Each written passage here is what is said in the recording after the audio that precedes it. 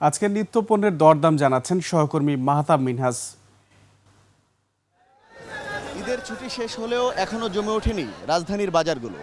আমরা এই মুহূর্তে আছি রাজধানীর সবচেয়ে বড় কাঁচা বাজার কারওয়ান বাজারে। এখানকার ব্যবসায়ীরা বলছেন ক্রেতা কম থাকায় বাজারে সব ধরনের সবজির দাম পূর্বের তুলনায় অনেক কম। চলুন জেনে আসা যাক আজকের সবজির দর। কি লোক নাই, ক্রেতা কম দোকানে বাজারে, এই কারণে বাজারের দাম কম এখন চলছে। যেমন লাউ বেশি 40, বেগুন বেশি 50, জালি বেশি 40, বটবুটি বেশিতে 40, পেঁপে বেশি 30।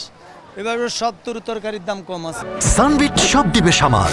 সানবিট ম্যাজিক প্রেস ডিশওয়াশিং এর মাথা ঘোরানো সলিউশন। তবে মাছ বাজারের চিত্র একটু ভিন্ন।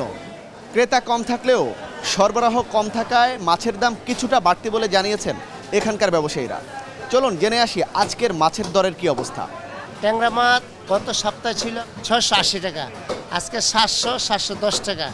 তো আর এই যে তেলাপিয়া মাছ গত সপ্তাহে ছিল 240 টাকা, আজকে 260 টাকা। আর তোমার পাবদা মাছ গত সপ্তাহে ছিল 480 টাকা, আজকে 500 টাকা।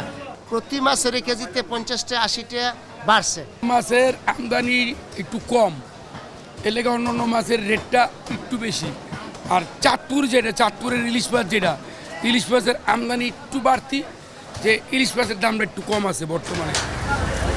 তবে মুরগির বাজার কিছুটা চড়া বলছেন ব্যবসায়ীরা। তারা বলছেন প্রতি কেজি ব্রয়লার এবং সোনালী মুরগির দাম বেড়েছে কেজি প্রতি 20 টাকা করে। তবে ডিমের দাম কিছুটা স্থিতিশীল রয়েছে। এছাড়া মুরগির পাশাপাশি গরু এবং খাসির দামও আগের মতোই রয়েছে বলে জানিয়েছেন ব্যবসায়ীরা। তো সব মিলে এই ছিল আমার কাছে আজকের বাজার দর।